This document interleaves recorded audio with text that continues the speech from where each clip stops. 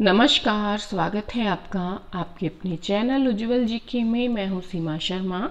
आज हम प्राचीन भारतीय इतिहास के 100 महत्वपूर्ण जो शब्दावलियां हैं, जिसके अंतर्गत स्मरणीय तथ्य भी शामिल हैं, ये देखने वाले हैं। और ये यूजीसी नेट है, सिविल सर्विसेज है, आरपीएससी जो है, इनके जो एग्ज़ाम्स हैं उनमें अक्सर पूछे जाते हैं। ठीक है, इतिहास के अंतर्गत।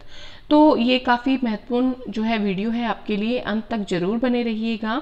और अगर आप नए हैं तो आपको बता दें, लगभग 506 वीडियो जो है यहाँ करवाई जा चुकी है। हिस्ट्री की, पॉलिटिकल साइंस की, ज्योग्राफी की, हिंदी की, पंजाबी की, ठीक है, रीड से संबंधित। तो आप अगर ये सारी वीडियो देखना चाहते हैं और आगे भी बढ़िया वीडियो चाहते हैं तो प्लीज़ चैनल को सब्सक्राइब कर लें, पास के बेल आइकन को ज़रूर प्रेस कर लें ताकि नई वीडियो की नोटिफिकेशन समय रहते मिलती रहे। और अगर आपको वीडियो ज़रा से भी पसंद आती है, अपने मित्रों में शेयर ज़रूर करें। चलिए पहला देखते हैं हम तथ्य, यहाँ शब्दावली। तो पहला शब्द है दुहिती। दुहिती का अर्थ होता है दूध दुहने वाली। तो पुराने जमाने में कौन दूध दोहती थी? पुत्री। अघन्या, वध न की जाने वाली गाय। वध न की जाने वाली गाय अघन्या कहलाती थी। फिर है नियोग प्रथा। पति के न होने पर अन्य निकट रिश्तेदार के साथ पुत्र के लिए सहवास, ये विधवाओं का पुनर्विवाह था। आगे है गोपति। गोपति देखिए, राजा की जो गायों की रक्षा करता था वो क्या कहलाता था? वो गोपति कहलाता था। ब्रीही। ब्रीही यानी कि धान। धान आप समझ गए होंगे, चावल जैसे कि। फिर है निष्क, सोने का टुकड़ा, यहाँ आभूषण कहलाता था। और इसी को कई बार क्या कह देते थे? पिंड भी कह देते थे निष्क को। फिर है रत्निन। इसकी संख्या जो है कई बार 16 भी हमें देखने को मिलती है, 12 भी देखने को, मुख्य रूप से 12 है। ठीक है, आगे हम देखेंगे, नाम लेंगे सबका।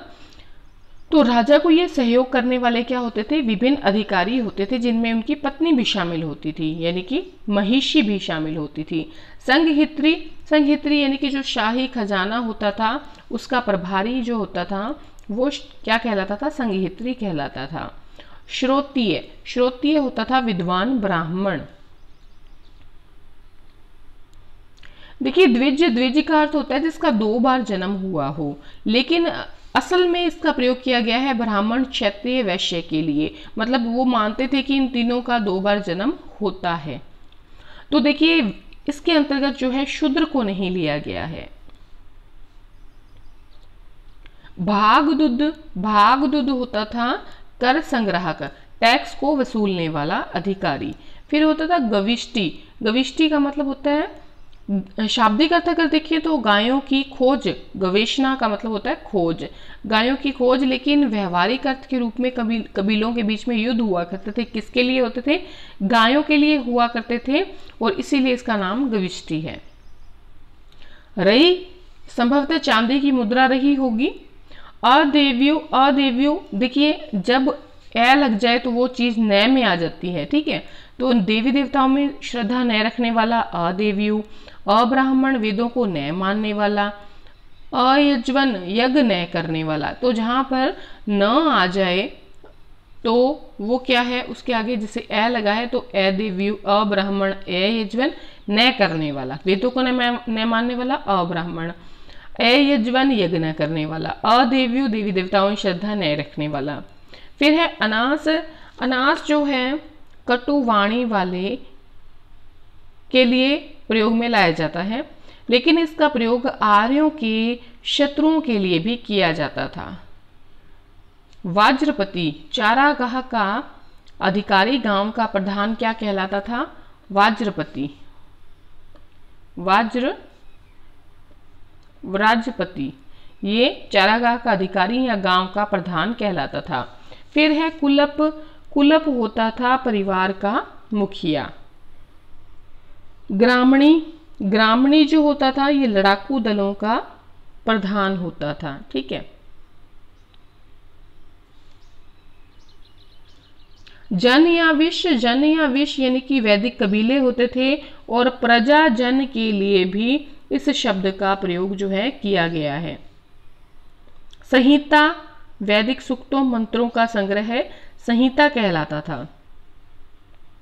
बलि, बलि देखिए राजा को स्वेच्छा से दी गई जो भेंट होती थी, जिसके अंतर्गत जैसे फ्रूट्स हो गए, दैनिक जो सब्जियां हो गई, ये सारी चीज़ें जो है, या फिर कोई मिष्ठान है, कोई मीठी चीज बना ली, तो ये सारी चीजें जो हैं ऋग वैदिक काल में राजा को स्वेच्छा से दी गई भेंट थी, और बाद में इसको क्या कर दिया था, पक्के तौर पे कर दिया था राजा ने आने वाले वैदिक काल के बाद के समय में। ठीक है, उत्तर वैदिक काल में। फिर है राष्ट्र। प्रदेश या राज्य क्षेत्र को राष्ट्र कहते थे। वैदिक युग में पहली बार इस शब्द का जो है प्रयोग किया गया है। देखिए, जब आप ऋग्वेद का काल कहते हैं, ऋग्वैदिक काल, तो वो ऋग्वैदिक काल होता है। स्पेशली जब आप उत्तर वैदिक काल की बात करते हैं तो वहां आप उत्तर वैदिक लिखेंगे।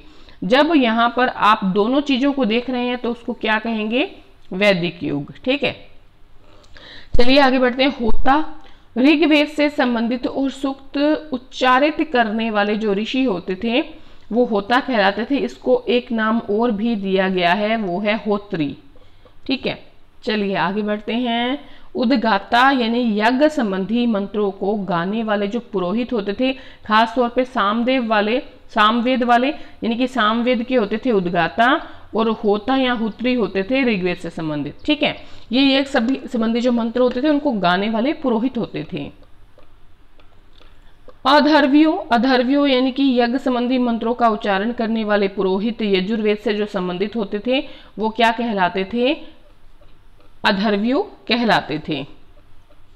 फिर है लांगल, लांगल यानी कि हल। किनाश होता था हल चलाने वाला, और पणी होता था व्यापारी। ठीक है, चलिए आगे बढ़ते हैं। गंगा, गंगा नदी का उल्लेख जो है ऋग्वेद में केवल एक बार आया। देखिए, ऋग्वेद में केवल एक बार गंगा नदी का जो है नाम आया है। दैवी अधिकार, वैदिक कालीन नरेश इसमें विश्वास नहीं करते थे कि किसी प्रकार का दैवी अधिकार है राजा को। ठीक है, शद्र वार्त गण, ये सैनिक इकाइयां होती थी। एक शब्द इसके अंतर्गत और आएगा, वार्त। शद्र, वात्र तथा गण, ये तीनों ही सैनिक इकाइयां थी। अनस, अनस यानी कि बैलगाड़ी के लिए प्रयुक्त शब्द है। पथिकृत, पथिकृत का मतलब है अग्निदेव के लिए प्रयुक्त शब्द। भीषज, भीषज वैद्य वर्ग को भीषज कहा जाता था। फिर है अयस, अयस जो है वो ऋग्वेद में इसका उल्लेख किया गया है। ठीक है, अनस का मतलब होता है बैलगाड़ी, और अयस है ऋग्वेद से संबंधित। गृहपति, गृहपति कौन होता था, परिवार के वयोवृद्ध व्यक्ति को क्या कहा जाता था, गृहपति कहा जाता था। पुरोहित, अब देखिए नाम, ये रत्निन जो हमने पहले की थी बात, रत्निन जो था उसमें सबसे प्रमुख स्थान किसका था, सर्वोच्च स्थान किसका था, पुरोहित का था। राजा का क्या होता था, सलाहकार होता था, और राजा के साथ युद्ध में जाता था, धार्मिक कार्य को भी करता था, करने में राजा की सलाह जो है देता था कौन, पुरोहित। और ये किस काल में था, उत्तर वैदिक काल में। देखिए, ऋग्वेद काल में इस प्रकार का कुछ भी नहीं था। एक छोटे छोटे कबीले हुआ करते थे जिनमें गायों की जो है रक्षा की जाती थी, और पणियों से, और जो दूसरा वर्ग थे उनसे युद्ध किया जाता था। ठीक है, तो ये चीज बाद में उत्तर वैदिक में आई थी। फिर है महिषी, महिषी ये भी एक क्या थी, रत्निन थी, और ये राजा की पटरानी होती थी। प्रशासन में इसका हाथ होता था, और राजा को प्रशासन के कार्यों में सलाह देती थी। युवराज इसका बड़ा बेटा होता था। ज्येष्ठ पुत्र को ही युवराज घोषित किया जाता था राजा के अपने जीवन काल में, और इस पद पर आसीन करके प्रशासनिक कार्यों में उसे दक्ष बनाने का भी प्रयास जो है राजा करता था।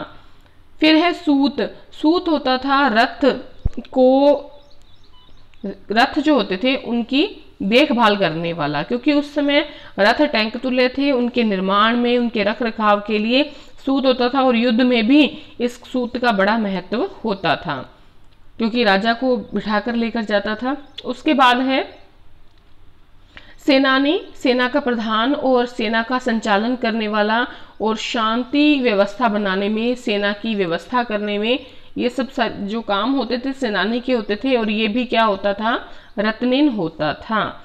फिर है ग्रामणी। देखिए पुरोहित, महिषी, युवराज, सूत, सेनानी, ग्रामणी, ये सारे क्या है, रत्निन हैं। ठीक है, ग्राम का स्वामी और व्यवस्थापक होता था कौन, ग्रामणी। ठीक है, ग्रामणी। फिर है संग्रहिता। संग्रहिता जो होता था वो राजकोष की देखभाल करता था। ठीक है, और ये भी क्या होता था, ये भी रत्निन होता था। फिर है भागदुद। भागदुद भूमि कर को वसूल करने वाला। ठीक है, और ये इसका प्रमुख कार्य होता था टैक्स वसूल करना, ये भी रत्निन था। फिर है अक्षवाप। अक्षवाप होता था पासे खेलना, उस समय जो है मनोरंजन का प्रमुख साधन था, और राजा को इस खेल में हेल्प करने वाला अक्षवाप होता था। ये महत्वपूर्ण है, बहुत बार परीक्षाओं में पूछा गया है, मोस्ट इंपॉर्टेंट है अक्षवाप। ये सिविल सर्विसेज में काफी बार पूछा गया है। ठीक है, आगे देखिए पालागल। पालागल यानी कि जो राजा का मित्र होता था, विदूषक से संबंधित होता था और राजा का मनोरंजन करता था, पालागल। ठीक है, 4 आश्रम। 4 आश्रम जो है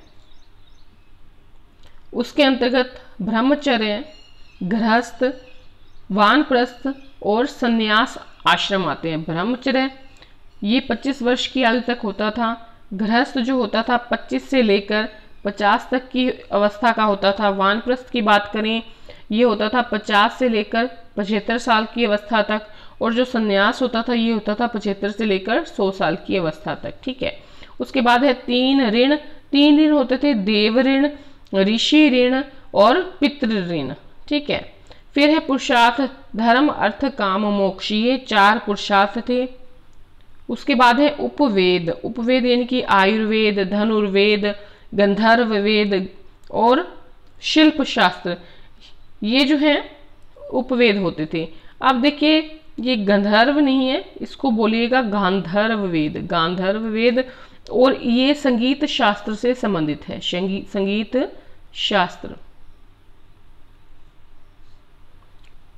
फिर हमने देखना है वैदिक कालीन ब्राह्मण ग्रंथ। जब हम वैदिक कालीन ब्राह्मण ग्रंथ की बात करते हैं तो इसको थोड़ा सा समझ लेते हैं क्या चीज होती है ये। देखिए ब्राह्मण ग्रंथों की रचना यज्ञ आदि विद्वानों के प्रतिपादन और उसकी क्रिया को समझाने के उद्देश्य से की गई थी। ठीक है, देखिए ब्राह्मण शब्द जो है इसका मतलब होता है यज्ञ। ठीक है, क्या मतलब होता है, यज्ञ। देखिए कोई भी ब्राह्मण होता था उसे यज्ञ करना पड़ता था, अगर वो यज्ञ नहीं करता था तो वो अब्राह्मण की श्रेणी में आ जाता था, जिसका नाम हमने पहले लिया। तो ब्रह्म शब्द का असल में अर्थ क्या होता था, शब्दार्थ है यज्ञ, और यज्ञीय विषयों के जो प्रतिपादक ग्रंथ हैं वो क्या है, ब्राह्मण ग्रंथ। वापस सुन लीजिए, यज्ञीय विषयों के प्रतिपादक ग्रंथ कौन है, ब्राह्मण ग्रंथ। ठीक है, संहिता किसे कहा गया, संहिता कहा गया आपके वेद को। ठीक है, जहां जो क्या है स्तुति प्रधान है। ये जो ब्राह्मण है, वापस देख लीजिए, जो ब्राह्मण ग्रंथ है ये तो है विधि प्रधान, और जो आपके वेद हैं वो है स्तुति प्रधान, मतलब उसमें स्तुति की जाती है और इसमें ब्राह्मण ग्रंथों में विधियां दी गई हैं। ठीक है, जो अधिकांशतः किस में लिखी गई हैं, गद्य में लिखी गई हैं। ठीक है, किस में लिखी गई हैं, गद्य में लिखी गई हैं, गद्य में। ठीक है, और प्रत्येक वेद के लिए एक अलग से ब्राह्मण दिया गया है। वेद के लिए, हर वेद के लिए, चाहे वो आपके ऋग्वेद है, सामवेद है, यजुर्वेद है, अथर्ववेद है, उन सब के लिए अलग अलग जो है ब्राह्मण दिए गए हैं। तो हम देख लेते हैं कौन कौन से ब्राह्मण हैं। ऋग्वेद के हैं ऐतरेय, ठीक है, और कौशित की ब्राह्मण। और अगर हम सामवेद की बात करते हैं, इसके हैं पंचविश, फिर है तांड्य, फिर है षड्विंश, फिर है अद्भुत, और फिर है जैमिनी। ये तो किसके हो गए, आपके सामवेद के। यजुर्वेद की बात करें, इसके है तैतरीय और शतपथ ब्राह्मण। अगर हम अथर्ववेद की बात करते हैं, इसका एक ही है, गोपथ ब्राह्मण। हमें मिला एक है, या आप कह लीजिए कि इसका एक ही है। ठीक है, एक ही बात है।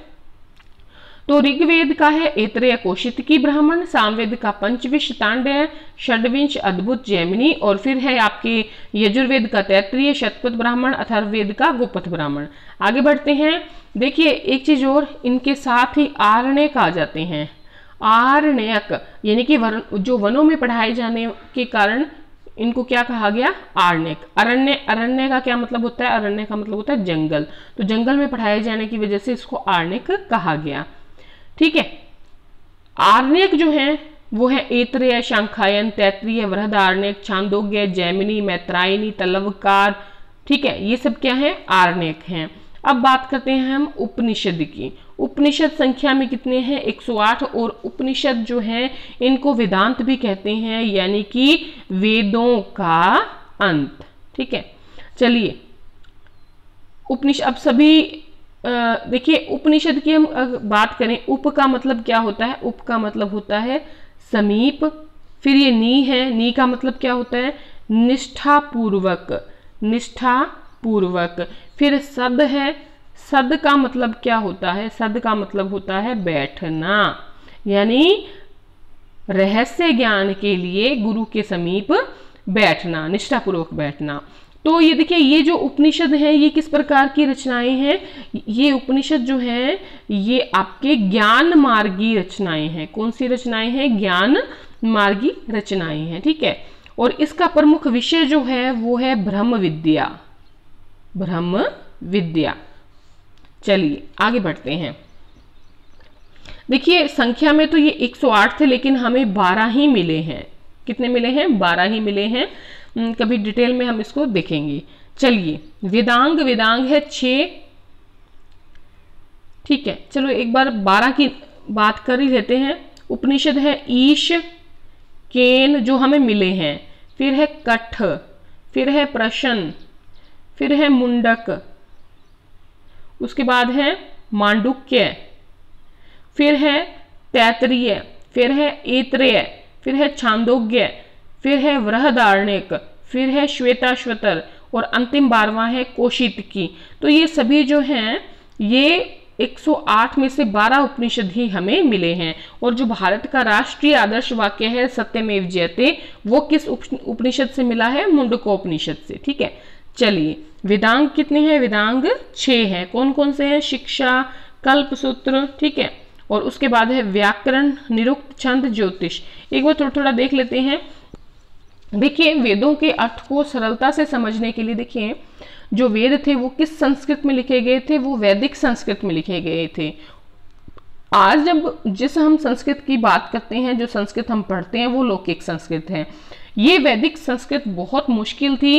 इसको समझने के लिए जो वैदिक कर्मकांड थे उनको समझने के लिए इन 6 की रचना की गई, जिससे क्या है, वेदों को आसानी से समझा जा सके। इसलिए इनको वेदों का अंग कहा गया, वेदांग कहा गया। ठीक है, जिसमें है शिक्षा, शिक्षा वैदिक मंत्रों के शुद्ध उच्चारण और शुद्ध श्रवण क्रिया, यानी कि शुद्ध पढ़ना, उसको शुद्ध उच्चारण करना, किसको, वैदिक जो मंत्र हैं उनको। ठीक है, तो ये जो है शिक्षा इसलिए थी ताकि उसका शुद्ध उच्चारण किया जा सके। कल्पसूत्र की बात करें, कल्पसूत्र यानी कि शिक्षा को उच्चारण विधि भी आप कह सकते हैं। कल्पसूत्र जो है इसको आप कर्मकांड भी कह सकते हैं। ठीक है, इसमें क्या था, इसमें छोटे छोटे जो सूत्र हैं, फार्मूलाज बना के फिर वैदिक विधि विधानों को प्रस्तुत किया गया है इसके अंतर्गत। ठीक है, छोटे छोटे वाक्यों में छोटे छोटे सूत्र बनाकर। फिर है व्याकरण, जैसे कि पाणिनि की थी अष्टाध्यायी, 5वीं शती में उन्होंने लिखी थी ईसा पूर्व में। ठीक है, तो व्याकरण की सबसे पहले जो रचना की है, सबसे प्रमुख रचना की है वो पाणिनि ने की है। ठीक है, और बाद में कात्यायन ने की थी। ठीक है, संस्कृत में। फिर है आपके पतंजलि आगे थे तीनों। पतंजलि ने किसकी रचना की थी, पतंजलि ने महाभाष्य की रचना की थी। तो ये व्याकरण है, शब्दों की मीमांसा करने वाला शास्त्र। फिर आ जाता है निरुक्त। निरुक्त को भाषा विज्ञान भी कहा जाता है। देखिए इसके अंतर्गत यास्क जो था, यास्क ने निरुक्त की रचना की थी। यास्क ने किसकी रचना की थी, निरुक्त की रचना की थी, जो भाषा शास्त्र का पहला ग्रंथ माना जाता है। और निरुक्त को क्या कहा जाता है, निरुक्त को कहा जाता है भाषा विज्ञान। ठीक है, देखिए जो मुश्किल वैदिक शब्द थे उनके संकलन की व्याख्या जो है वो किसने की है, यास्क ने की है अपने निरुक्त में। भाषा शास्त्र का ये पहला ग्रंथ है। फिर है छंद। छंद जो है, देखिए वैदिक मंत्र जो होते थे वो छंद से बने होते थे, मतलब प्राय छंद से बधे हुए होते थे, ठीक है। तो छंद शास्त्र पर जो पिंगल मुनि हैं, पिंगल मुनि, इन्होंने एक जो है ग्रंथ लिखा है जिसका नाम है छंद सूत्र, तो उससे हमें ये चीज पता लगती है। फिर आता है ज्योतिष। शुभ मुहूर्त में किस प्रकार से याज्ञिक अनुष्ठान करने हैं, ग्रह नक्षत्र का अध्ययन करना है, ठीक है, किस प्रकार से जो है आपके यज्ञों का अनुष्ठान करना है, वो सारा ज्योतिष में दिया गया था। तो देखिए सबसे पहली जो ज्योतिष की रचना मानी जाती है वो है मगध मुनि की रचना। मगध मुनि ने क्या लिखा था, वेदांग ज्योतिष लिखा था, वेदांग ज्योतिष की रचना की थी और इसमें टोटल 44 श्लोक दिए थे इसने, ठीक है। चलिए आगे बढ़ते हैं। पुराण, पुराण कितने हैं संख्या में, पुराण है 18। देखिए सबसे पहले हम बात करेंगे पुराण का शाब्दिक अर्थ क्या होता है। पुराण का शाब्दिक अर्थ होता है प्राचीन आख्यान, ठीक है, प्राचीन आख्यान। 5वीं से लेकर 4थी शताब्दी ईसा पूर्व में ये पुराण जो है अस्तित्व में आ चुके थे, ठीक है।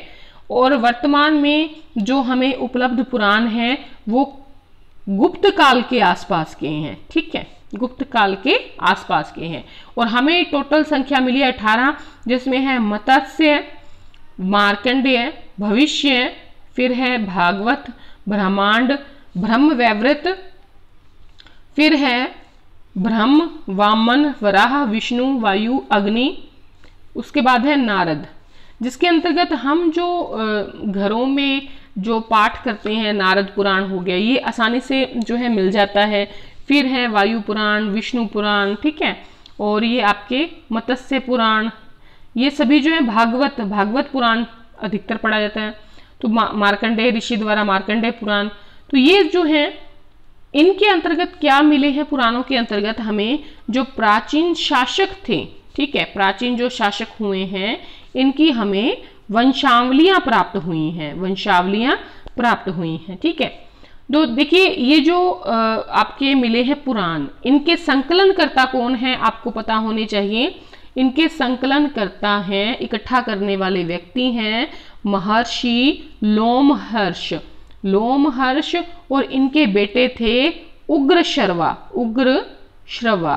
तो ये दोनों व्यक्ति जो थे, पिता और पुत्र, इन दोनों ने इन पुराणों का क्या किया, संकलन किया। देखिए पुराण जो है वो क्यों पढ़े जाते हैं, सबसे पहली बात, क्योंकि देखिए वैदिक जो भाषा है वो सबको समझ आती नहीं, इतनी कठिन संस्कृत।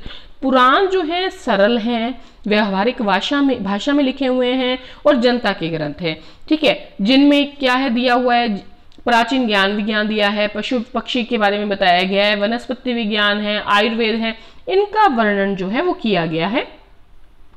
उसके बाद है पद्म, ठीक है, पद्म पुराण, लिंग पुराण, गरुड़ पुराण, कूर्म पुराण, स्कंद पुराण, ये सब क्या है, ये सभी जो है महापुराण या पुराण कहलाते हैं। फिर रामायण की थोड़ी सी बात कर लें। देखिए रामायण जो है, एक सेकेंड, रामायण जो है किसके द्वारा लिखा गया, वाल्मीकि के द्वारा लिखा गया। पहले इसमें कितने श्लोक थे, 6000, बाद में बन गए 12000, फिर आ गए 24000। जब 24000 बन गए श्लोक तो इसको कहा जाने लगा चतुर्विंशति साहस्त्री संहिता, साहस्त्री संहिता, ठीक है। और इसकी रचना जो है वो 5वीं जो है शती में आरंभ की गई मानी जाती है। 5वीं शती नहीं, 5वीं शती ईसा पूर्व में जो है आरंभ की गई मानी जाती है। देखिए कुल मिलाकर देखा जाए तो इसकी रचना जो हुई है महाभारत के बाद हुई है, ठीक है। और इसमें 7 कांड है, बाल कांड है, अयोध्या कांड है, अरण्य कांड है, किष्किंधा कांड है, सुंदर कांड है जिसका पाठ किया जाता है हनुमान जी का, युद्ध कांड है, उत्तर कांड है, ठीक है। तो ये सभी जो है रामायण के साथ कांड है। फिर महाभारत की बात कर लें तो महाभारत व्यास के द्वारा लिखा गया 10वीं सदी ईसा पूर्व से 4वीं सदी ईसा पूर्व तक लिखा गया माना जाता है। और प्रारंभ में इसके अंतर्गत कितने श्लोक थे? इसके अंतर्गत श्लोक थे 8800 श्लोक, ठीक है। तब इसका नाम क्या था? जय संहिता। फिर इसमें 24,000 श्लोक हो गए, यानी कि जय संहिता हो गया विजय संबंधी ग्रंथ। बाद में इसमें संख्या बढ़ गई 24,000 हो गई, इसको क्या कहा जाने लगा? भारत। फिर संख्या हो गई 1 लाख श्लोकों की, ठीक है। फिर इसको क्या कहा जाने लगा? महाभारत कहा जाने लगा। या फिर एक और नाम आप देख लीजिए, सतसाहस्त्री संहिता, ये कहा जाने लगा जब 1 लाख संख्या हो गई श्लोकों की, ठीक है। देखिए कौरव पांडवों का जो युद्ध था महाभारत का, ये 18 दिन चला था। और इसमें जो पर्व हैं महाभारत में वो भी 18 पर्व हैं, ठीक है। आगे बढ़ते हैं।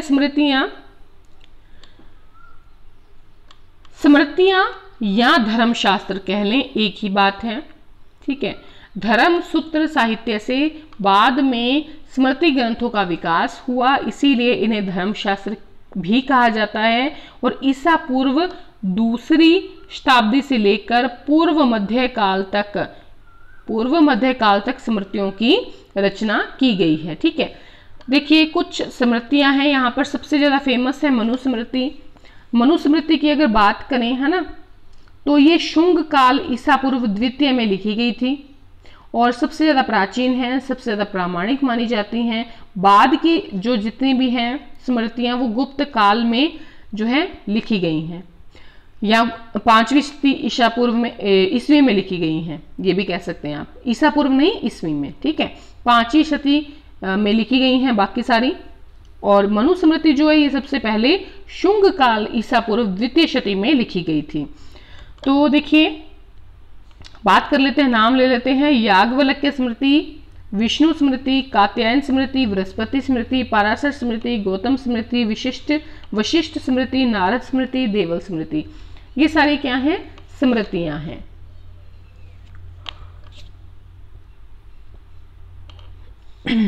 चलिए प्राचीन नदियां और उनके वर्तमान स्वरूप देख लें। सबसे पहले कुभा आज की काबुल नदी है वर्तमान में। सुवास्तु स्वात नदी है। कुमरुक कुर्रम नदी है। ये जो उत्तर आप ये देखते हैं भारत, तो ये हिमालय वाला साइड है जो इधर वाला, इस साइड में यहाँ पर ये सारी जो नदियां हैं आपको दिख जाएंगी जब आप मैप में देखेंगे, ठीक है। फिर है क्रुमु यानी कि कुर्रम, गोमती, गोमल, सिंधु, सिंध, सुषोमा, सोहन, वितस्ता, झेलम, अस्किनी, चिनाब,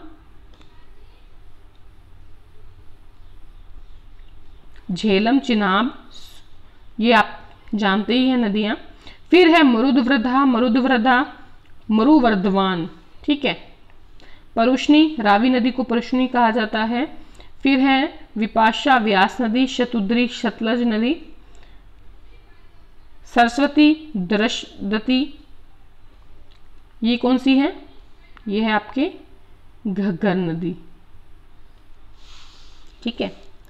फिर है सदानीरा यानी कि गंडक। कला के प्राचीन स्कूल देखने हैं हमें, तो सबसे पहले बात करेंगे मथुरा कला की। मथुरा कला जो है ये 150 से लेकर 300 ईस्वी तक मथुरा कला का समय था। प्रथम ये एक तरह की देसी कला थी, भारतीय कला थी, जो जैन जो धर्म वाले थे उनके द्वारा मथुरा में 1ली शती ईस्वी को ये आरंभ की गई थी। और कुषाण शासकों द्वारा जो है इनको संरक्षण मिला, मथुरा में प्रारंभ हुई, ठीक है। उसके बाद देखिए मथुरा कला आदर्शवादी है। इसमें मुख्य आकृति में आध्यात्मिक सुख शांति की व्यक्त किया गया है और लाल बलुआ पत्थर जो है उसका प्रयोग किया गया है। किसमें? मथुरा कला में। फिर गांधार कला आती है। गांधार कला का जो समय है वो आपको मिलेगा 50 ईसा पूर्व से 500 ईस्वी। ये सबसे ज्यादा लंबी चली है ना। तो ये देखिए प्रथम शताब्दी के मध्य से उत्तर पश्चिम भारत में विकसित हुई थी। मूर्तियों में शरीर की आकृति जो है सर्वदा पारदर्शी दिखाने का प्रयास किया गया है और महात्मा बुद्ध का मुख जो है यूनानी देवता अपोलो से मिलता है इसमें गांधार कला में। ये उत्तर पश्चिम भारत में विकसित हुई थी। फिर है अमरावती स्कूल कला, ये आपको मिलेगी 150 ईसा पूर्व से 400 ईसा पूर्व। सफेद संगमरमर से जो बनी है कौन सी, अमरावती। इस शैली की प्रतिमाओं का विकास दक्षिण भारत में कृष्णा गोदावरी जो नदियां हैं इनके मध्य अमरावती नामक स्थान से हुआ, इसीलिए इसका नाम पड़ा अमरावती कला स्कूल। फिर शारीरिक सौंदर्य की बात करें, मानव भावनाओं की अभिव्यक्ति जो है वो इसमें दी गई है। सातवाहन राजाओं का संरक्षण मिला था। देखिए मथुरा कला में किसका संरक्षण मिला, जैन जो है धर्मावलंबियों का, साथ ही कुषाण शासकों का। ठीक है, गांधार कला की बात करें तो इसमें बुद्ध का मुख जो है यूनानी देवता अपोलो से मिलता जुलता है, उत्तर पश्चिम भारत में विकसित हुई। अमरावती की बात करें तो ये अमरावती में विकसित हुई। और जो सातवाहन शासक थे जिन्होंने शीशे के सिक्के चलाए थे, तो इनके संरक्षण में ये कहां पर फली फूली, नासिक में भोज, बेतसा, कार्ले में निर्मित बौद्ध चैत्यों, बौद्ध मठों पर इस शैली का प्रभाव पड़ा।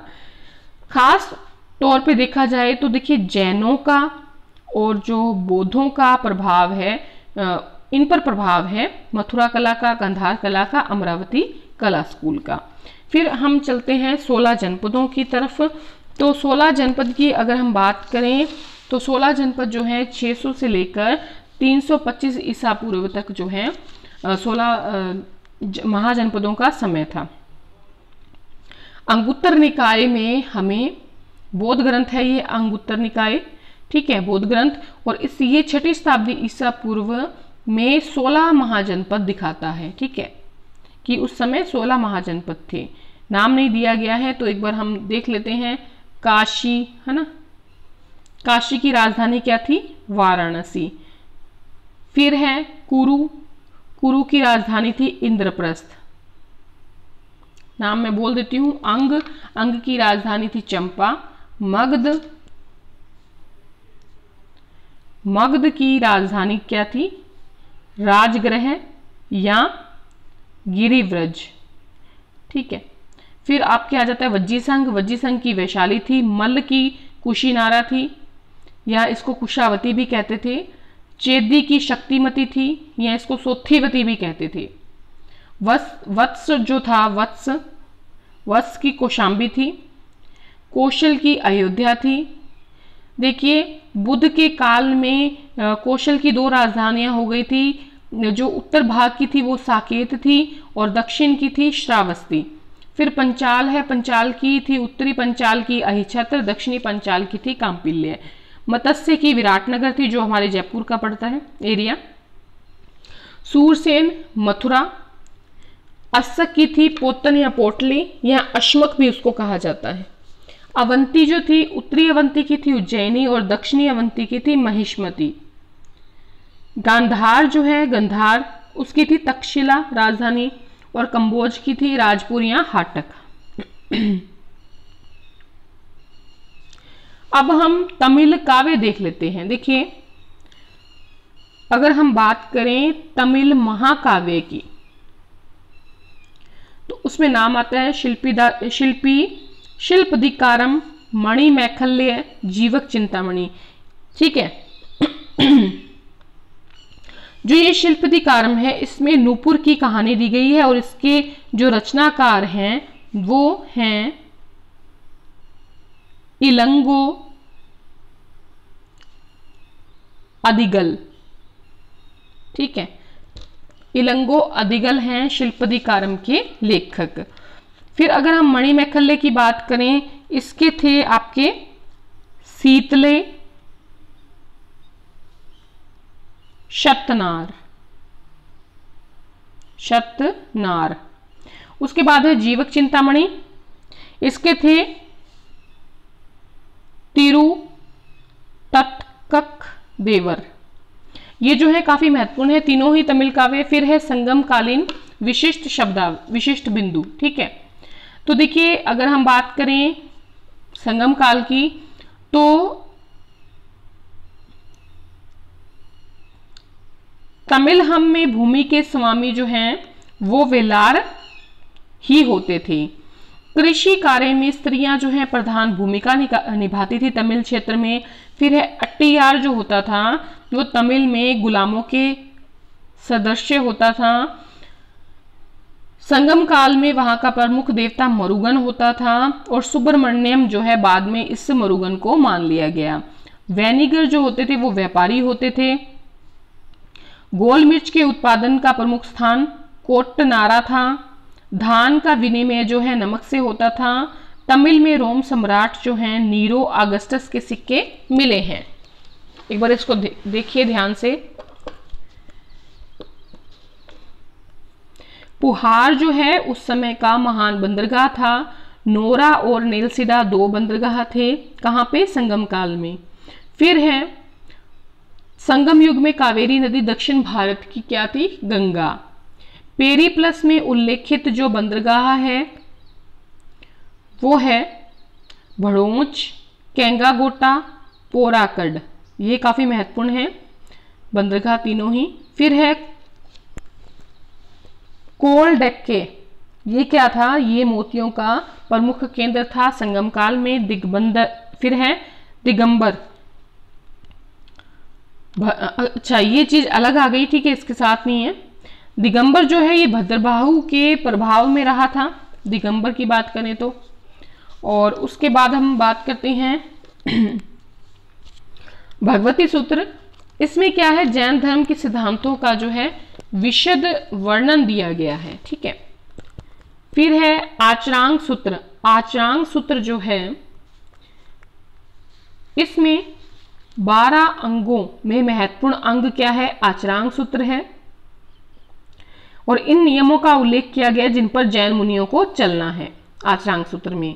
ये काफी इंपॉर्टेंट है। जैन साहित्य को क्या कहा जाता है? आगम कहा जाता है। अब आते हैं हम बौद्ध संगीति पे। पहली बौद्ध संगीति जो थी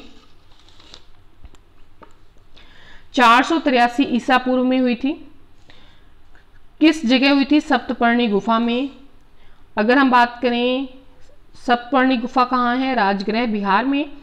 और शासक थे उस समय हर्यक वंश के अजातशत्रु, तत्कालीन शासक। और अध्यक्ष जो थे उस बौद्ध संगीति के वो थे महाकश्यप। और इस बौद्ध संगीति में क्या कार्य किया गया कि बुद्ध की जो शिक्षाएं थी उनको सुत्त पिटक और विनय पिटक 2 पिटकों में विभाजित किया गया। आगे देखिए दूसरा जो दूसरी बौद्ध संगीति हुई है इसका समय जो था 383 ईसा पूर्व था। बुद्ध के निवारण के उनकी जो मृत्यु के 100 साल के बाद हुआ था। चुल्लबग वैशाली बिहार में हुआ था। शासक उस समय कालाशोक थे। किस वंश के थे? शिशुनाग वंश के। अध्यक्ष थे द्वितीय बौद्ध संगीति के यश नामक आचार्य। और इसमें सतवीर और महासंघिक में विभाजित हो गया था। देखिए सतवीर का मतलब, सतवीर को थेरवादी भी कहा जाता है इसके अलावा, और महासांगिक को सर्वास्तिवादी भी कहा जाता है, ठीक है। तो ये द्वितीय बौद्ध संघ जो हुआ था, बौद्ध संगीति हुई थी इसके समय में, ठीक है। देखिए जो थेरवादी हैं या सतवीर हैं ये किसमें विश्वास करते हैं? परंपरागत विनय के नियम में आस्था रखते हैं। और ये जो महासांघिक हैं ये जो परिवर्तन के साथ विनय के नियम हैं उनको स्वीकारते हैं, ठीक है। और इन बाद में क्या हुआ? इन दोनों संप्रदाय जो है ये दोनों संप्रदाय 18 उप संप्रदायों में बंट गए थे। चलिए आगे देखते हैं तीसरी बौद्ध संगीति। तीसरी बौद्ध संगीति का समय था 250 ईसा पूर्व, पाटलिपुत्र में हुई थी और ये सबसे महत्वपूर्ण है। और ये पाटलिपुत्र उस समय मगध की राजधानी हुआ करता था। अशोक जो कि मौर्य वंश के शासक थे उनके समय में हुई थी तीसरी बौद्ध संगीति। और मोगली पुत्र तिस्य जो है अध्यक्ष थे इस तीसरी बौद्ध संगीति के। साथ ही अभिधम्ब पिटक का इसके अंतर्गत संकलन किया गया था। देखिए जो पहली बौद्ध संगीति हुई उसमें 2 विनय पिटक और सुत्त पिटक का संकलन हुआ। सुत्त पिटक का मतलब होता है धर्म के सिद्धांत और विनय पिटक का मतलब होता है आचार के नियम, ठीक है। और अभिधम्ब पिटक जो है इसका संकलन कब हुआ? अपने अशोक के समय में हुआ था, ठीक है। और इसके अंदर कथाएं दी गई हैं, इसको कथावत्थु भी कहा जाता है, कथावत्थु अभिधम्म पिटक को। ठीक है, इसमें धर्म सिद्धांत की दार्शनिक व्याख्या की गई है, किसमें, अभिधम्म पिटक में। फिर हुई आपके चौथी, अच्छा एक चीज और, ये जो तीसरी बौद्ध संगीति हुई थी, इसमें थेरवादियों का क्या था, प्रभुत्व रहा था, थेरवादियों का प्रभुत्व था। फिर है चौथी बौद्ध संगीति। चौथी बौद्ध संगीति का समय था प्रथम शताब्दी ईस्वी, कुंडलवन कश्मीर में हुई थी, कनिष्क के समय में हुई थी, और वसुमित्र जो है अध्यक्ष था, उपाध्यक्ष अश्व घोष था, और इसका प्रमुख कार्य था जो है, इसमें क्या था कि महासांघिकों का बोलबाला था इसमें, चौथी वाली में। ठीक है, और विभाषा शास्त्र नामक टीकाओं में बौद्ध ग्रंथों के जो कठिन अंश थे उनको संकलित किया गया था, और हीनयान और महायान में बंट गया था। महायान जिसमें नई नई चीजें शामिल थी, हीनयान जो कि सब कुछ पुराना लेकर चल रहा था, यानी कि जो बौद्ध महात्मा बुद्ध थे उनको उसी रूप में स्वीकार करता है, और महायान जो है उनको एक देवता के रूप में स्वीकार करता है। तो दो स्पष्ट स्वतंत्र भागों में बंट गया था। तो इस प्रकार से ये चीज कंप्लीट हो गई। उसके बाद हम बात करेंगे कुछ राजदूतों की जो बिंदुसार के समय में आए थे। बिंदुसार कौन था, अशोक का पिता। ठीक है, एंटियोकस सेल्यूकस का उत्तराधिकारी था। अब ये सेल्यूकस कौन था, सेल्यूकस जो है चंद्रगुप्त मौर्य का ससुर था। सेल्यूकस का उत्तराधिकारी था एंटियोकस, और इसे सीरिया का शासक बताया गया है पुस्तक में। फिर है डायमेकस। डायमेकस जो है एंटियोकस द्वारा बिंदुसार के दरबार में भेजा गया राजदूत था। देखिए, जब चंद्रगुप्त मौर्य जो है हरा देते हैं सेल्यूकस को, ठीक है, सेल्यूकस अपनी पुत्री का विवाह, चेलना का विवाह चंद्रगुप्त मौर्य से कर देता है, तो इनके संबंध बन जाते हैं, पारिवारिक संबंध। और ये जो बिंदुसार है इसका संबंध बन जाता है। एंटियोकस जो होता है ये सीरिया का शासक होता है, और एंटियोकस जो है अपने डायमेकस को दूत बनाकर भेजता है, राजदूत बनाकर भेजता है, ठीक है, बिंदुसार के दरबार में। फिर है टॉलेमी फिलाडेल्फस। टॉलेमी फिलाडेल्फस जो है ये कहाँ का शासक था, मिस्र का शासक था। इसने डायोनिसिस को दूत के रूप में बिंदुसार के दरबार में भेजा था। और देखिए, मुझे ये बताने की आवश्यकता नहीं है कि ये सारे महत्वपूर्ण तत्व हैं, परीक्षाओं में पूछे जाते हैं, क्योंकि वही चीजें हैं जो परीक्षाओं में बार बार पूछी जाती हैं। फिर है डायोनिसिस। डायोनिसिस मिस्र का राजदूत था। ठीक है, यही वाला इसका राजदूत था। ठीक है, तो आज हमने 100 महत्वपूर्ण जो तथ्य हैं वो कर लिए हैं। अगर आपको वीडियो ज़रा से भी पसंद आई है, प्लीज़ शेयर करें अपने मित्रों में, और इसी प्रकार की वीडियोस जो है आपके सामने लाई जाएगी। डिटेल में इतिहास को भी पढ़ाया जाएगा, ज्योग्राफी को भी पढ़ाया जाएगा, और राजनीतिक जो है विज्ञान, पॉलिटिकल साइंस को भी पढ़ाया जाएगा डिटेल में। तो आज के लिए इतना ही। अंत तक बने रहने के लिए बहुत बहुत धन्यवाद।